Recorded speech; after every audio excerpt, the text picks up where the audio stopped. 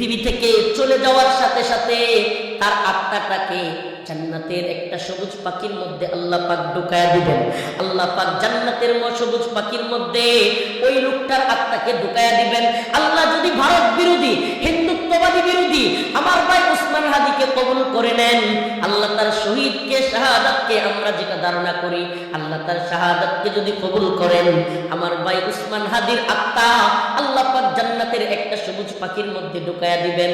ওই সবুজ পাখিটা যেখানে মন চাই যাবে, যা মন চাই খাবে, জান্নাতের নাজ নিয়ামত গুলো আল্লাহ তাকে দিবেন। বাল আহিয়াউন ইনদা রাব্বিহিম ইউরযাকুন।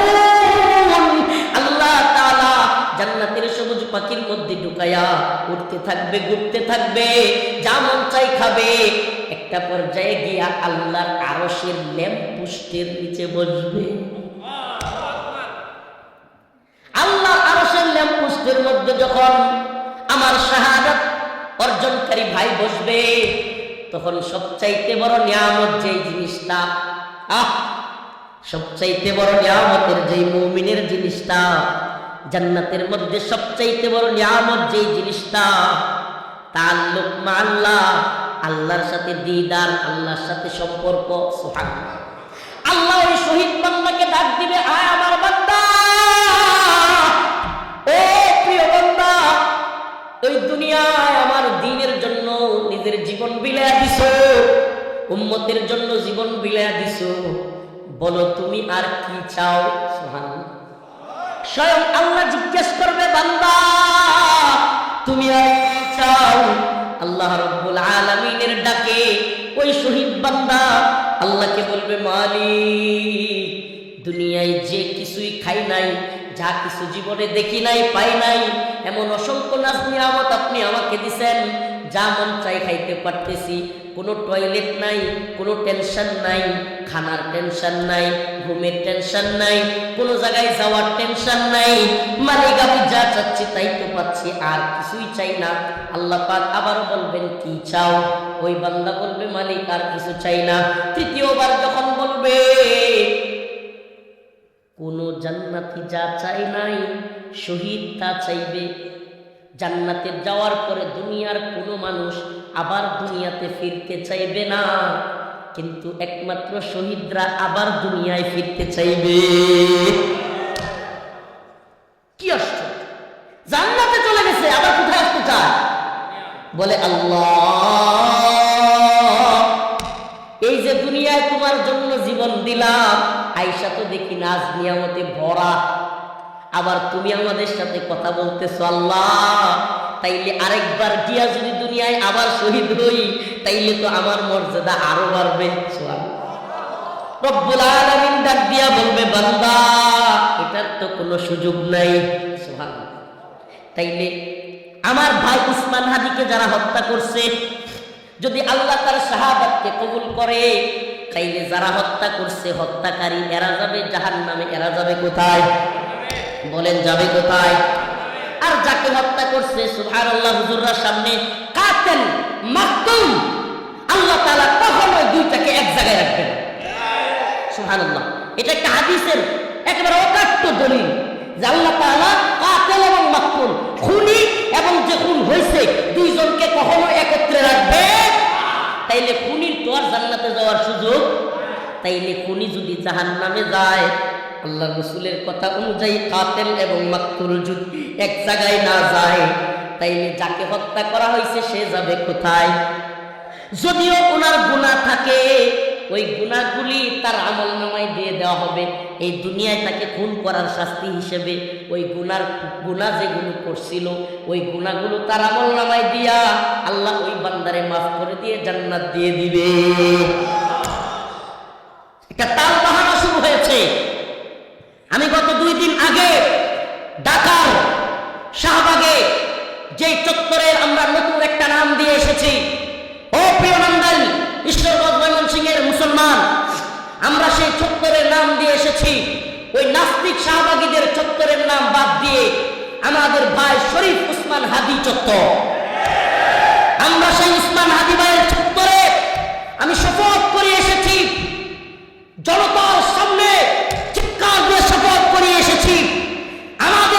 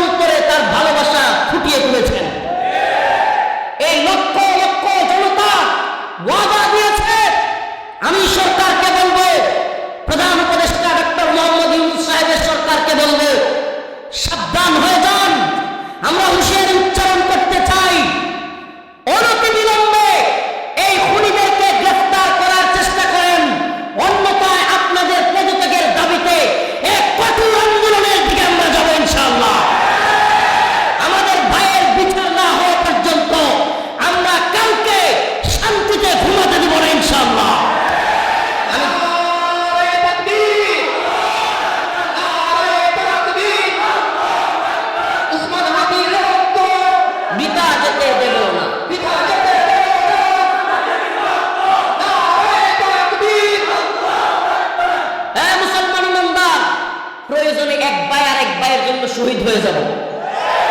আমরা মুসলমান, আল্লাহ বলছে ইন্নামাল মুমিনুনা ইখওয়া, মুমিন মুমিনের ভাই, হিন্দুত্ববাদীদের গোলামি করব না। শহীদের মিছিল প্রয়োজনে লম্বা হবে, আবরার পাহাড়, আবু সাইদ, মীর মুগ্ধ, আমাদের ভাই উসমান হাদি, আরো অসংখ্য শহীদ হইতে হলে আমরা আরো শহীদ হব, কিন্তু ভারতের গোলামি করব না।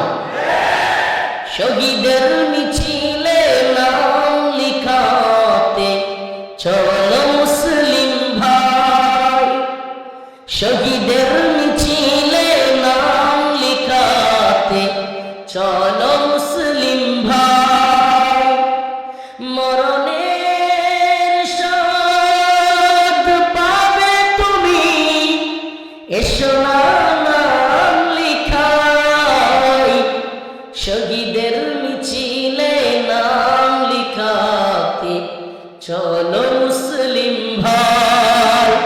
হ্যাঁ মুসলমান ভাই, যুবক ওদিকে তাকাইতেছে, হ্যাঁ মাদ্রাসা পড়নেওয়ালা যুবক, স্কুল পড়নেওয়ালা যুবক, প্রত্যেকটা যুবক ভাইকে বলতেছি, শাহাদাতের মর্যাদার বয়ান অর্পণ করলাম, শহীদ হইতে রাজি আছো তো ইনশাআল্লাহ? আল্লাহ রাস্তায় শহীদ হইতে রাজি আছেন তো ইনশাআল্লাহ? আমরা সবাই জীবন দিব, তবুও হাদির খুনিদেরকে গ্রেফতার করাবো। শহীদ হইতে রাজি আছেন তো ইনশাআল্লাহ? জান্নাতের সবুজ পাখি হইতে রাজি আছেন তো ইনশাআল্লাহ? নাজনে আমদ ভোগ করতে রাজি আছেন তো ইনশাআল্লাহ? আমরা প্রয়োজনে শহীদ হব, শহীদের কাফেলা লম্বা হবে, এই শাহাদাতের কাফেলা থামবে না। শহীদের মিছিলে নাম লিখাতে চলো মুসলিম ভাই, এই তো সে কাফেলা বীরের জাতি, আজও থামেনি যার চলার গতি। শহীদের কাফেলা আজও থামে নাই।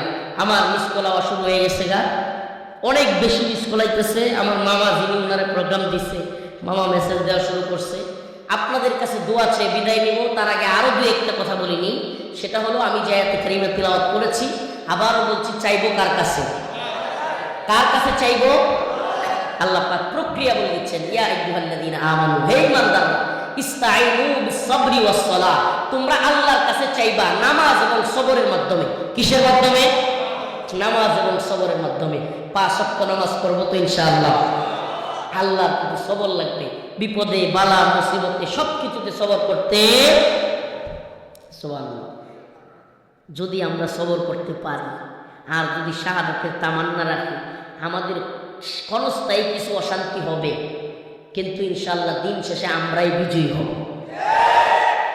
বিজয়ী হব, কিন্তু এই তন্ত্রমন্ত্রের পথে না। এই সিল মারো ভাই, সিল মারো, অমুক তন্ত্র আর অমুক মন্ত্র, অমুক দল, অমুক লীগ, অমুক তমুক, এগুলো আমাদের দেখা আছে সব। যদি শান্তি মুক্তি কামিয়াবি পেতে চান, আল্লাহর পথে আসতে হবে।